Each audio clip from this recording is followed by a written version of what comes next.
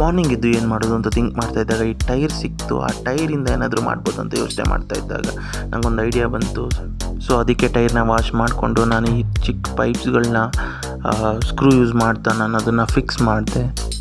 ಅದಾದಮೇಲೆ ಫಿಕ್ಸ್ ಮಾಡಿರೋ ಪೈಪ್ ಆ್ಯಂಗಲೆಲ್ಲ ಕರೆಕ್ಟಾಗಿದೆಯಾ ಇಲ್ವಾ ಅಂತ ನೋಡ್ತಾ ನಾನು ಒಂದು ಸಲ ಹ್ಯಾಂಗ್ ಮಾಡಿ ನೋಡೋಣ ಅಂತ ಡಿಸೈಡ್ ಮಾಡಿ ಹ್ಯಾಂಗ್ ಮಾಡಿ ನೋಡಿದೆ. ಸೊ ಸಖತ್ತಾಗಿ ಬಂದಿತ್ತು.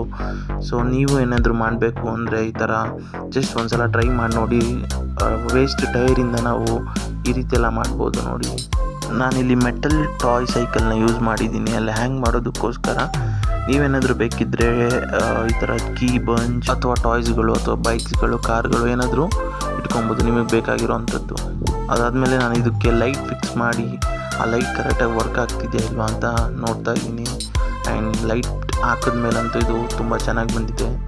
ಆ್ಯಂಡ್ ಫೈನಲ್ ಔಟ್ಪುಟ್ನ ನಾನು ನಿಮಗೆ ಇವಾಗ ಶೋ ಮಾಡ್ತೀನಿ ನೈಟ್ ಮೂಡಲ್ಲಿ ನೋಡಿ.